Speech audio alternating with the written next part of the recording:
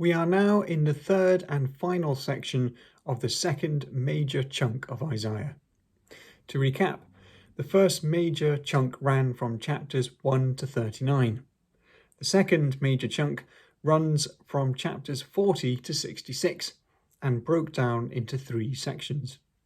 Section 1 was chapters 40 to 48, which addressed the Babylonian exiles, who were shortly to be rescued by God in a new exodus by the hand of the Persian ruler Cyrus, who would destroy Babylon.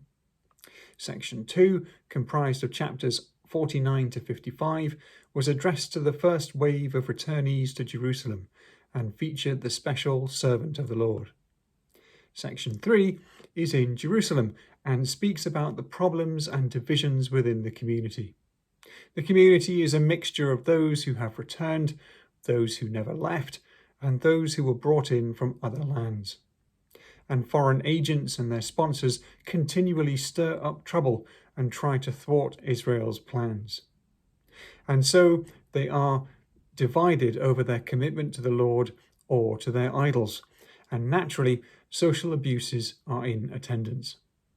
The prophet must deliver warnings about this behavior, but he also delivers oracles of comfort and promise, glimpses of restoration that ultimately extend far beyond the earthly Jerusalem, with the bringing in of the nations and the purity of worship that Revelation envisages. The building work continues, and the final chapters possibly reflect the time when the temple was completed. Again, the happiness and sense of promise and fulfillment is so great that another horizon is certainly in view.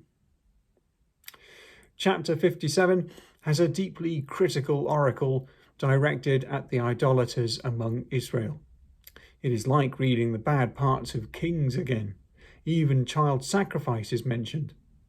In verse 13, the Lord abandons them to their idols. Let them save you if you trust in them. A wind, even a breath, will carry them away, but those who trust in the Lord will inherit the land, will inherit his holy mountain. But there are yet a people who God calls his own. It is those who are contrite and humble in spirit, as verse 15 says. Even though the Lord is high and lofty, who inhabits eternity, whose name is holy, who dwells in the high and holy place, he is with those who are humble. For these, even though they cannot help sinning, the Lord will heal them. Chapter 58 continues with the problems amongst Israel, though the focus moves from acts of idolatry to acts of hollow piety, which we have seen criticized by other prophets as well as Isaiah. But the Lord sees through it all. He says in verse 2, "Yet day after day they seek me, and delight to know my ways, as if they were a nation that practiced righteousness, and did not forsake the ordinance of their God." He asks in verse 5 if they think that acting all humble, bowing down, lying in sackcloth and ashes constitutes an acceptable fast. Or, as he goes on in verse 6, is an acceptable fast to break the bonds of injustice, to free the oppressed, to feed the hungry, invite the poor into your home, cover the naked. If they attend to this kind of fast, which is the one the Lord says he chooses, then light will break forth like the dawn, healing will come quickly, and God will be before them and behind them. Indeed, as verse 12 implies, the restoration works will be blessed and will be enduring. The last two verses, 13 and 14, offer the same promise, but now regarding the keeping of the Sabbath.